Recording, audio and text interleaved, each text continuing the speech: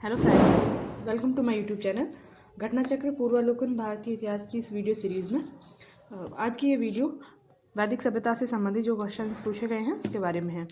इससे पहले हम 48 क्वेश्चन तक देख चुके हैं और आज 49 से स्टार्ट करेंगे। तो स्टार्ट करते हैं। गोत्र शब्द का प्रयोग सर्वप्रथम कहाँ हुआ, है ना।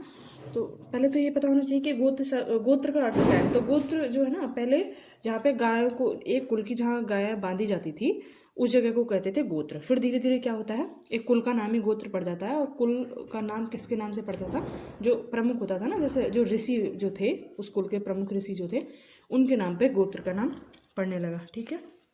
तो गोत्र शब्द का सर्वप्रथम प्रयोग मिलता है हमें ऋग्वेद में। इसमें यही लिखा है कि गोष्ठ अथवा वह स्थान जहाँ समूचे कुल का गोधन पाला जाता था।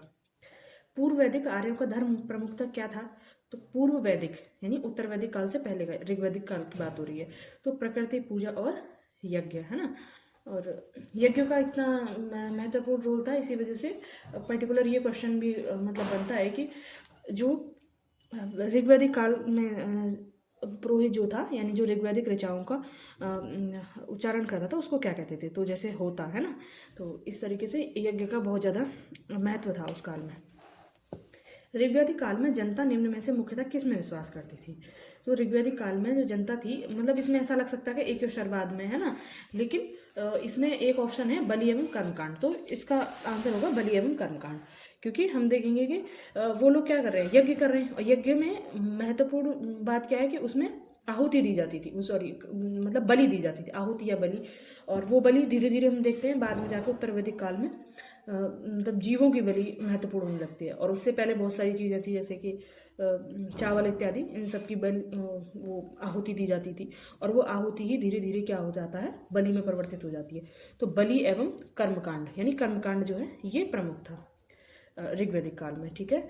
फिर है कि प्रसिद्ध 10 राजाओं का युद्ध किस नदी के तट पर लड़ा गया। 10 राजाओं का युद्ध किस किस के बीच में हुआ था। पंचजन थे, है ना। पंचजन हम पढ़ते हैं इसमें, और पीछे कई बार देखा है हमने, तुर्वसु वगैरह जो 5 कबीले थे। 10 तो ये लोग हो गए, और एक तरफ था सुदास कबीलों का भरत, है ना। तो इनके बीच में हुआ था, और जीता कौन था, भरत। तो कहाँ पे हुआ था ये पूछा, किस नदी के तट पर। तो ये हुआ था पुरुषनी नदी। वर्तमान में पुरुषनी को क्या कहते हैं, रावी नदी, है ना। और रावी नदी की इंपॉर्टेंस हमने वहाँ भी देखी हड़प्पा में। हड़प्पा सभ्यता में जब हम देखते हैं कि सबसे पहले खुदाई किसकी होती है, हड़प्पा की, और वो कहाँ स्थित है, रावी के बाएं तट पर, है ना। और रावी यहाँ पर भी आ गई।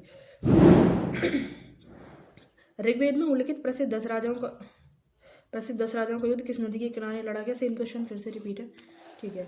निम्न में से किस नदी को ऋग्वेद में मातेतमा, देवीतमा एवं नदीतमा कहा गया। तो मातेतमा मतलब माताओं में श्रेष्ठ, देवीतमा देवियों में, और या फिर नदीतमा नदियों में। यानी पहली बात तो इससे हमें क्या पता चल रहा है कि वो नदियों को माता का दर्जा दे रहे हैं प्रकृति पूजा का। दूसरा ये कि नदियों में भी श्रेष्ठ नदी उनकी कौन सी थी, तो वो थी सरस्वती। और इसको हिरण्याई भी कहा गया। क्यों कहा, सॉरी हिरण्याई कहा गया सिंधु को। इसमें पूछा है मातेतमा यानी जो पूजनीय है, तो उनकी जो पूजनीय थी, जो पवित्र नदी थी, उनकी थी सरस्वती। ऋग्वेद में सरस्वती को मातेतमा, देवीतमा एवं नदीतमा कहा गया, अर्थात सबसे अच्छी माँ, सबसे अच्छी देवी तथा सबसे अच्छी नदी। ठीक है। फिर है कि उस जनजाति का नाम बतलाइए जो ऋग्वैदिक आर्यों के पंचजन से संबंधित नहीं है। अभी हमने पहले देखा था ना कि जो दसरा के युद्ध हुआ था उसमें पंचजन्य और 5 जनजातियां थी। तो इसमें पंचजनों का पूछा है कि वे पंचजन, इनमें से 4, तो ये 4 ऑप्शन है, इनमें से 3 पंचजन में शामिल है, और एक ऐसा है जो कि उसमें शामिल नहीं है। तो इसमें किकट जो है ये पंचजन से संबंधित नहीं है। पुरु, यदु, तुर्वसु ये तीनों हैं। 2 और हैं, 2 कौन से हैं इनसे अलग, अनु और द्रुहव्यू। ऋग्वैदिक आर्यों के पंचजनों में यदु, द्रव्यु, पुरु, अनु, तुर्वसु शामिल है। किकट इनसे संबंधित नहीं है। तो ये पंचजन हमें क्यों याद करने, दसरा युद्ध की वजह से। ठीक है। प्राचीन काल में आर्यों के जीविकोपार्जन का मुख्य साधन क्या था। तो प्राचीन काल में आर्यों के जीविकोपार्जन का मुख्य जो साधन था वो था कृषि। ठीक है। और अगर ऐसे पूछ लिया जाए, देखो वैदिक काल को हम 2 भागों में बांट के देखते हैं, एक तो पूर्व वैदिक काल और एक उत्तर वैदिक काल, है ना।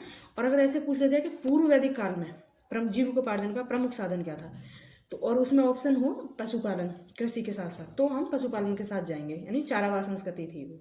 और अगर नहीं है चारावाह और सिर्फ कृषि है, उसके बाद शिकार वगैरह दे रखा, तब कृषि के साथ जाएंगे। वहीं उत्तर वैदिक काल में कृषि प्रमुख हो जाता है। चारागाह भी रहता है लेकिन वो सेकेंडरी हो जाता है, मुख्य हो जाता है कृषि। ठीक है, ये चीज़ याद रखनी है। यहाँ पे मतलब यही पूछ लिया गया कि आरंभ के जीविकोपार्जन का, और इसमें चारागाह का जो है या फिर पशुपालन का ऑप्शन है ही नहीं, तो इसमें कोई ऐसी बात है ही नहीं, तो सीधा सीधा कृषि लगा देंगे इसमें।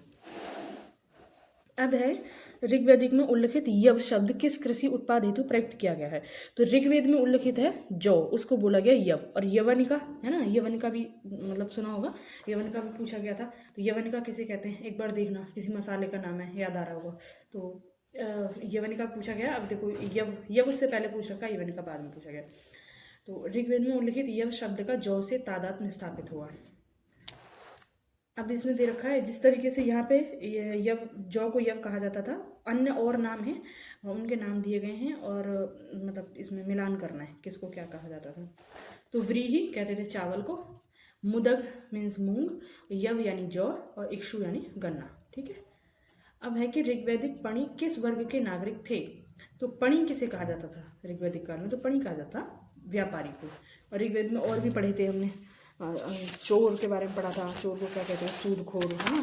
तो ये सब जैसे सूदखोर को वैक नोट, ये हम सब पहले पढ़ चुके हैं, इसमें लिखा भी है यहाँ वैक नोट के बारे में। तो ठीक है। अब है कि वैदिक युग में प्रचलित लोकप्रिय शासन प्रणाली क्या थी। तो वैदिक युग में लोकप्रिय शासन प्रणाली वंश परंपरागत राजतंत्र था। देखो जो हमने ये पढ़ा है कि सभा, समिति, विदत, इन सब के बारे में पढ़ा है ना।